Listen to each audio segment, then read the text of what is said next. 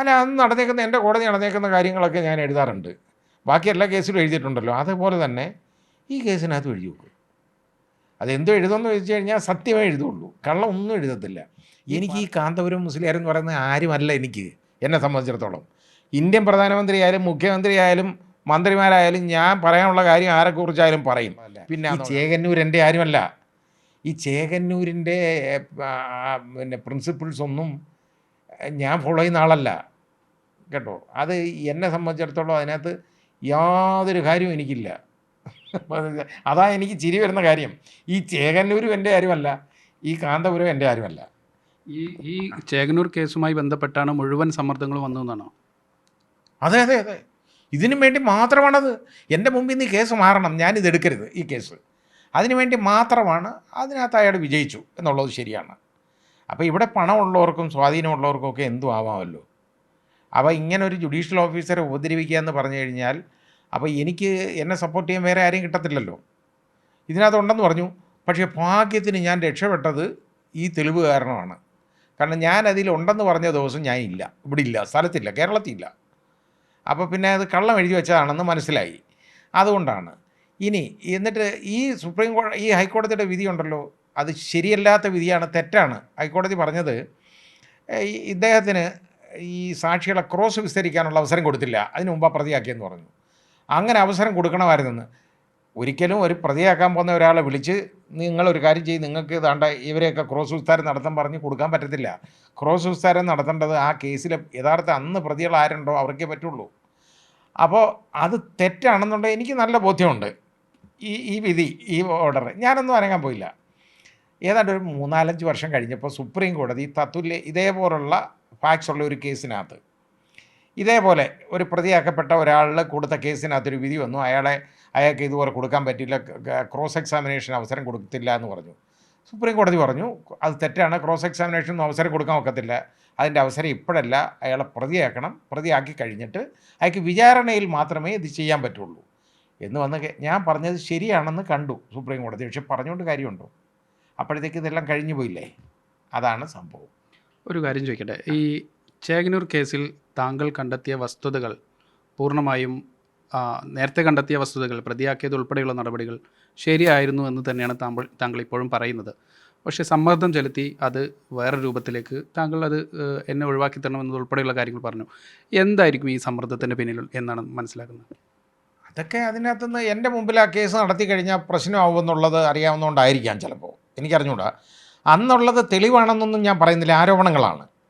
ഈ ആരോപണങ്ങൾ തെളിവാകണമെന്നുണ്ടെങ്കിൽ ക്രോസ് വിസ്താരമൊക്കെ നടത്തി, അതായത് വിചാരണയിലേ മാറുള്ളൂ. അപ്പോൾ അതുകൊണ്ട് അത് തെളിവുണ്ടോ ഇല്ലയോ എന്നുള്ളത് ചോദിച്ചാൽ എനിക്കറിഞ്ഞൂടാ. ഇത് ഈ പറഞ്ഞ ആരോപണങ്ങളൊക്കെ സത്യമെന്ന് ചോദിച്ചാലും എനിക്കറിയില്ല, കാരണം അത് എൻ്റെ വിഷയമല്ല. അത് പിന്നെ ഒരു കാലത്താണ്. പക്ഷേ അദ്ദേഹത്തിന് ആരോപണങ്ങളിൽ നിന്ന് യഥാർത്ഥത്തിൽ കള്ളമാണെന്ന് ആരുന്നുണ്ടെങ്കിൽ അത് ക്രോസ് എക്സാമിനേഷനൊക്കെ നടത്തി, ആ വിചാരണ നേരിട്ടിരുന്നെങ്കിൽ ക്രോസ് എക്സാമിനേഷൻ നടത്തി അതിൽ നിന്ന് മുക്തനാവാമായിരുന്നു. അത് ചെയ്തില്ല എന്നുള്ളതേ ഉള്ളൂ. അപ്പോൾ എനിക്കത് ഈ കാര്യമൊന്നുമില്ല, അതാ ഓരോരുത്തരുടെ കാര്യം. പക്ഷേ അത് എന്നെ ഉപദ്രവിച്ച് ഇതെല്ലാം കഴിഞ്ഞ് കഴിഞ്ഞപ്പോൾ ഇങ്ങനെ അടുത്ത എൻ്റെ കാരണം എന്നെക്കൊണ്ട് ഇനി ഉപദ്രവമില്ലല്ലോ, അതുകൊണ്ടായിരിക്കും. അപ്പോൾ അത് ഈ രീതിയിലാണ് ഓരോരുത്തരും നടക്കുന്ന കാര്യങ്ങൾ. ഇപ്പോൾ എന്ത് ചെയ്യാൻ പറ്റും നമുക്ക്? ഇപ്പോൾ അത് റെക്കോർഡായിട്ട് എഴുതി വെച്ചേക്കല്ലേ, സാരമില്ല, അദ്ദേഹം എഴുതിക്കോട്ടെ. ഞാനും എഴുതുന്നുണ്ട്, എൻ്റെ സർവീസ് സ്റ്റോറി തീർന്നിരിക്കുകയായിരുന്നു മലയാളത്തിൽ. ഇത് ഞാൻ യഥാർത്ഥത്തിൽ ഒരുപാട് കേസുകളെക്കുറിച്ച് ഞാൻ പറഞ്ഞിട്ടുണ്ട്. ഇത് ഞാൻ മറക്കാൻ ഇഷ്ടപ്പെടുന്ന ഒരു കാര്യമായതുകൊണ്ട് ഇത് ഞാൻ അതങ്ങ് ഒഴിവാക്കിയതാണ്. പക്ഷേ ഞാൻ ഇനിയിപ്പോൾ കുറച്ച് സമയം എനിക്ക് 2 ദിവസം ചിലവാക്കണമെന്നുള്ളേ ഉള്ളൂ. അത് ഞാൻ വിശദമായിട്ട് ഞാൻ അതിലങ്ങ് എഴുതും, വേറെ കുഴപ്പമൊന്നുമില്ല. കാരണം അത് റെക്കോർഡായിട്ട് വരട്ടെ. ഇപ്പോൾ ഏതായാലും ഇത് മുമ്പേ വന്നത് നന്നായി. ഞാനത് ആദ്യം പ്രസിദ്ധീകരിച്ചിരുന്നു പോയിരുന്നെങ്കിൽ ഇതെനിക്ക് പറയാനൊരു വേദി കിട്ടത്തില്ലല്ലോ. ഇപ്പോൾ ഏതായാലും അതിനൊരു വേദി ഉണ്ടായി. ഒരിക്കലും എൻ്റെ ഉത്തരവുകൾ ശരി എന്ന് ഞാൻ സ്ഥാപിക്കാൻ പാടില്ലാത്തതാണ്. ഈ പ്രത്യേക സാഹചര്യത്തിൽ മാത്രമാണ് ഞാൻ അതിനെക്കുറിച്ച് പറഞ്ഞത്, അല്ലെങ്കിൽ ഞാനിത് പറയത്തുമില്ല. കാരണം ഇതേപോലെയൊക്കെ എഴുതി വെക്കുക എന്ന് പറഞ്ഞു കഴിഞ്ഞാൽ ഇത് റെക്കോർഡല്ലേ. ഒരാൾ അദ്ദേഹത്തിൻ്റെ ആത്മകഥയിലൊക്കെ ഇതുപോലുള്ള വർത്തമാനം എഴുതി വെക്കുക, കമാൽ പാഷ ഗൂഢാലോചന നടത്തി എന്നൊക്കെ എഴുതുക എന്ന് പറഞ്ഞു കഴിഞ്ഞാൽ, എനിക്ക് ഈ കാന്തപുരം മുസ്ലിയാർ എന്ന് പറയുന്നത് ആരുമല്ല എനിക്ക്, എന്നെ സംബന്ധിച്ചിടത്തോളം. ഇന്ത്യൻ പ്രധാനമന്ത്രിയായാലും മുഖ്യമന്ത്രിയായാലും മന്ത്രിമാരായാലും ഞാൻ പറയാനുള്ള കാര്യം ആരെക്കുറിച്ചായാലും പറയും. പിന്നാന്നോ കാന്തപുരം? എനിക്കെന്തോ ഇതിനകത്ത്? ഞാൻ അദ്ദേഹം എൻ്റെ ആത്മീയ നേതാവോ അതൊന്നുമല്ല, ഞാൻ ആ ഗ്രൂപ്പിലൊന്നും ഉള്ള ആളുമല്ല. ഞാനൊരു മുസ്ലിമാണെന്നുള്ളത് ശരിയാണ്, പക്ഷേ അതിലൊന്നും പെടുന്ന ആളല്ല.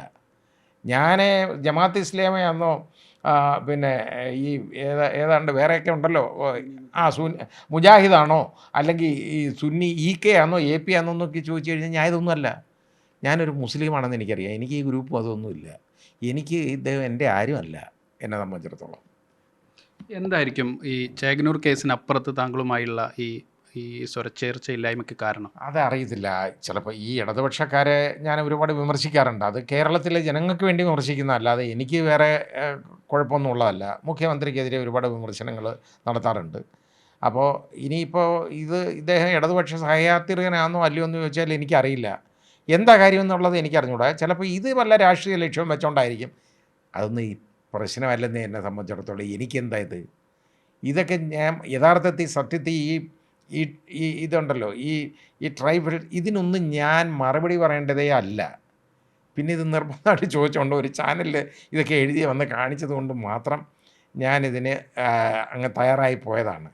അല്ലെങ്കിൽ ഞാൻ ഇതൊന്നും മറുപടി ട്രൈബൽസ് ഇതാര് നോക്കാനാണ് ഇതൊക്കെ?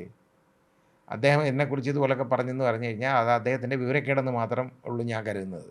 അത് വലിയ കാര്യമൊന്നുമില്ല. ഇനിയിപ്പം താങ്കൾ സർവൈസ് സ്റ്റോറിയിൽ ഈ ഇദ്ദേഹത്തിൻ്റെ ഭാഗത്തു നിന്നുള്ള കാര്യങ്ങൾ കൂടി ഉൾപ്പെടുത്തും. അത് ചേകനൂർ കേസുമായി ബന്ധപ്പെട്ട് മാത്രമാണോ, അതല്ല മറ്റു വിഷയങ്ങൾ കൂടിയുണ്ടോ? അല്ല, അന്ന് നടന്നേക്കുന്ന എൻ്റെ കോടതി നടന്നേക്കുന്ന കാര്യങ്ങളൊക്കെ ഞാൻ എഴുതാറുണ്ട്.